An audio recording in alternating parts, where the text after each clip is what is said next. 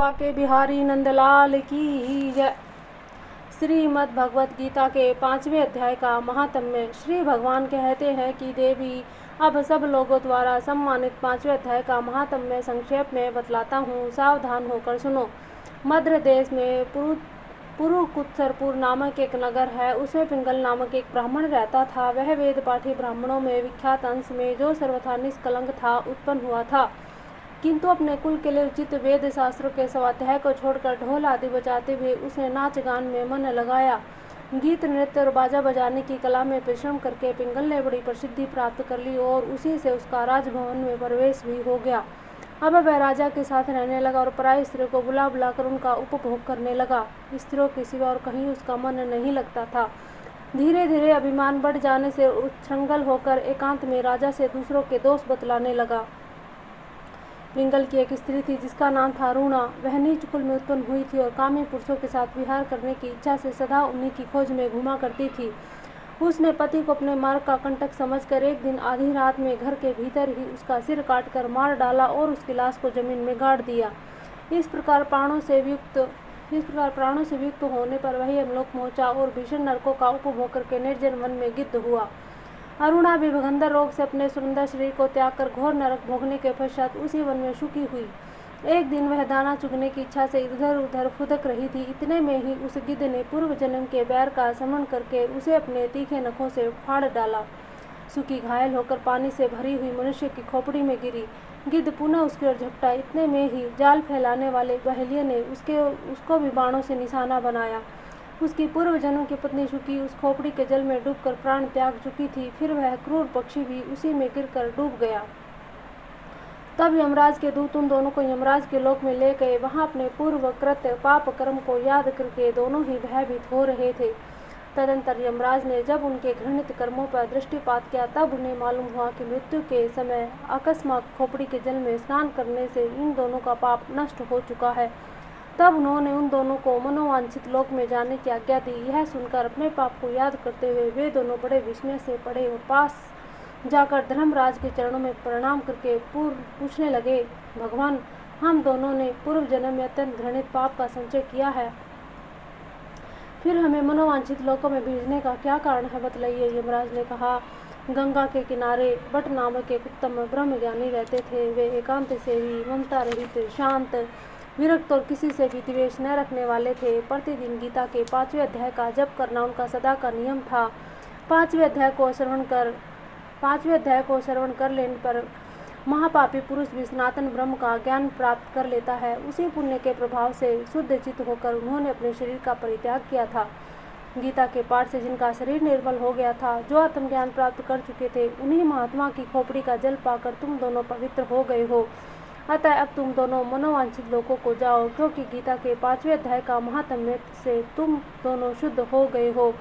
श्री भगवान कहते कि सबके प्रति समान भाव रखने वाले धर्मराज के द्वारा इस प्रकार समझाए जाने पर वे दोनों बहुत प्रसन्न हुए और विमान पर बैठकर बैकुंठ धाम को चले गए। बोलिए बांके बिहारी नंदलाल की जय। इस प्रकार अपने पूर्व जन्म के पाप कर्मों से अगर कोई छुटकारा पाना चाहता है तो उसके नित्य प्रति गीता के 5वें अध्याय का पाठ करना चाहिए। अथ पंचमो अध्याय। अर्जुन उवाच, संन्यासं कर्मणां कृष्णं पुनर्योगं च संससि यच्छ्रेयः एतयोरेकं तन्मे ब्रूहि सुनिश्चितेनम्। अर्जुन बोले, हे कृष्ण, आप कर्मों के संन्यास की और फिर कर्मयोग की प्रशंसा करते हैं, इसलिए इन दोनों में से जो एक मेरे लिए भली भांति निश्चित कल्याणकारक साधन हो उसको कहिए। श्री भगवानुवाच, संन्यास कर्मयोगश्च निःश्रेयस्य कुराबुभो तयोस्तु कर्म संन्यासात् कर्मयोगो विशिष्यते। श्री भगवान बोले, कर्म संन्यास कर्म योग ये दोनों ही परम कल्याण के करने वाले हैं, परंतु उन दोनों में भी कर्म संन्यास से कर्म योग साधन में सुगम होने से श्रेष्ठ है। ये यह स नित्य संन्यासियो न दृष्टि न कांक्षति ही निर्द्वंदो ही महाभावो सुखम बंधात प्रमुच्यते। हे अर्जुन, जो पुरुष न किसी से द्वेष रखता है न किसी की आकांक्षा रखता है, वह कर्मयोगी सदा सन्यासी ही समझने योग्य है, क्योंकि राग द्वेष द्वंद्व से रहित पुरुष सुखपूर्वक संसार बंधन से मुक्त हो जाता है। यानी कि गृहस्थ आश्रम में रहते हुए अगर हम वैर विरोध भुला दें तो भी हम सन्यासी ही कहलाएंगे। मतलब यही हो सकता है, वो तो क्या। सांख्य योगो पृथग् बाला प्रवदन्ति न पंडिताः एकमया स्थितः सम्यगुभयोर्विदन्ते फलम्। उपरोक्त संन्यास और कर्म योग को मूर्ख लोग पृथक पृथक फल देने वाले कहते हैं कि पंडित जन, क्योंकि दोनों में से एक में भी सम्यक प्रकार की स्थिति पुरुष दोनों के फल स्वरूप परमात्मा को प्राप्त होता है। यत् सांख्य है प्राप्यते स्थानम तदहो गैरपि गम्यते एकम सांख्यम च योगम च य पश्यति स पश्यति। ज्ञान योगियों द्वारा जो परम धाम प्राप्त किया जाता है, कर्म योगियों द्वारा भी वही प्राप्त किया जाता है। इसलिए जो पुरुष कर्म योग और कर्म में ज्ञान योग को फल स्वरूप में एक देखता है, वही यथार्थ देखता है। संन्यासस्तु महाभावो दुःखमाप्तुमयोगतः योगयुक्तो मुनिर्ब्रह्मा नचिरेणाधिगच्छति। परंतु हे अर्जुन, कर्म योग के बिना होने वाले संन्यास अर्थात मन इंद्रिय और शरीर द्वारा होने वाले संपूर्ण कर्मों में कर्तापन का त्याग प्राप्त होना कठिन है, और भगवत स्वरूप को मनन करने वाला कर्मयोगी परब्रह्मा परमात्मा को शीघ्र ही प्राप्त हो जाता है। योग युक्तो विशुद्धात्मा विजितात्मा जितेंद्रिय है सर्वभूतात्मा भूतात्मा कुर्वन्ति न लिप्यते।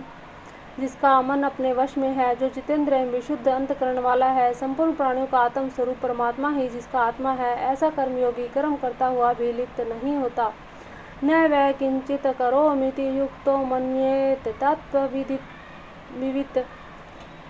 पश्यन् शून्यवन सप्रशंचि घ्रन्न शन्न गच्छन्न स्वपन्न श्वसन प्रलयपन्विसृजन् गृहन् नून्मिषीन्मिषीन्मषीन्निपिः इन्द्रियाणि इन्द्रियार्थेषु वर्तन्त इति धारयन्। तत्व को जानने वाला सांख्य योगी तो देखता हुआ, सुनता हुआ, स्पर्श करता हुआ, सूंघता हुआ, भोजन करता हुआ, गमन करता हुआ, सोता हुआ, श्वास लेता हुआ, बोलता हुआ, त्यागता हुआ, ग्रहण करता हुआ अथवा आंखों को खोलता और मूंदता हुआ भी सब इंद्रियां अपने अपने अर्थों में बरत रही हैं, इस प्रकार समझकर भी निसंदेह ऐसा माने कि मैं कुछ भी नहीं करता हूँ।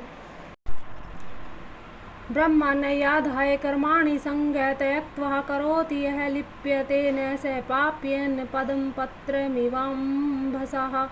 जो पुरुष सब कर्मों को परमात्मा में अर्पण करके और आसक्ति को त्याग कर कर्म करता है, वह पुरुष जल से कमल के पत्ते की भांति पाप में लिप्त नहीं होता। कायेन मनसा बुद्ध्या केवलरिपीन्द्रियैरपि योगिनः कर्म कुर्वन्ति संगम त्यक्त्वा आत्मशुद्धये। कर्म योगी मम तत्व बुद्धि रहित केवल इंद्रिय मन बुद्धि और शरीर द्वारा भी आसक्ति को त्याग कर अंतकरण की शुद्धि के लिए कर्म करते हैं। युक्त कर्म फल त्यक्त्वा शान्तिमाप्नोति नैष्ठिकी में अयुक्तः काम कारेण फले सक्तो निबध्यते। कर्म योगी कर्मों के फल का त्याग करके भगवत प्राप्ति रूप शांति को प्राप्त होता है और सकाम पुरुष कामना की प्रेरणा से फल में आसक्त होकर बद्धता है। सर्व कर्माणि मनसा संन्यस्यास्ते सुखम वंशी न द्वारे पुरे देहि न वै कुर्वन् कार्यन्।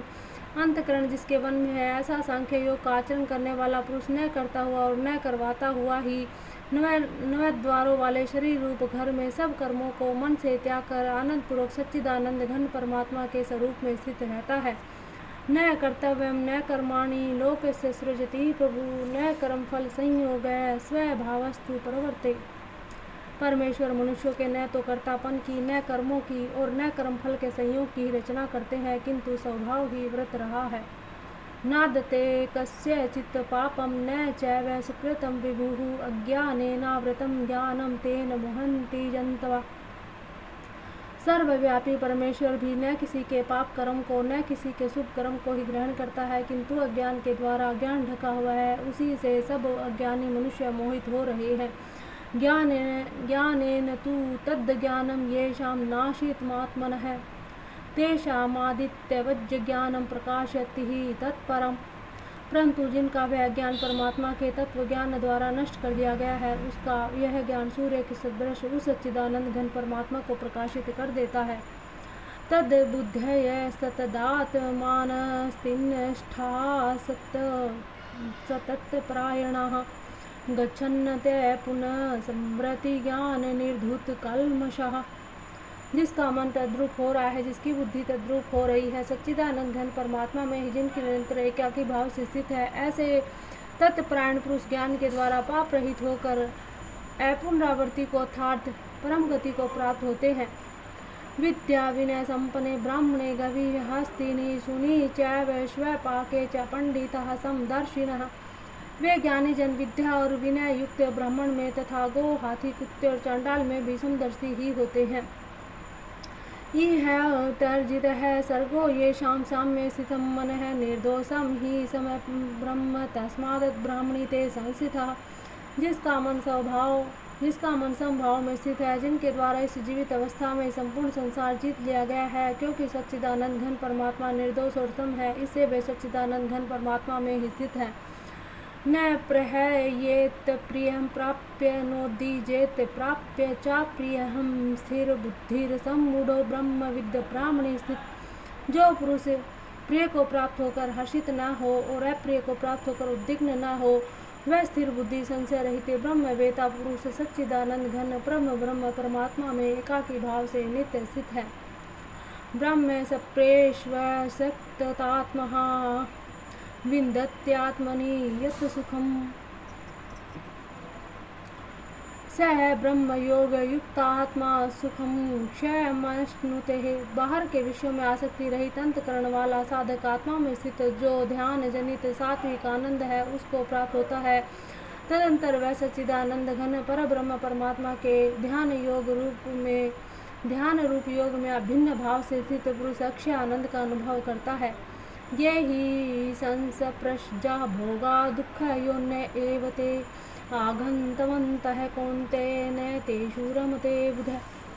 जो ये इंद्रिय और विषयों के संयोग से उत्पन्न होने वाले सब भोग हैं, यद्यपि विषय ही पुरुषों को सुख रूप भाते हैं, तो भी दुख के ही हेतु और आदि अंत वाले अर्थात अनित्य है। इसलिए हे अर्जुन, बुद्धिमान विवेकी पुरुष उनमें नहीं रमता।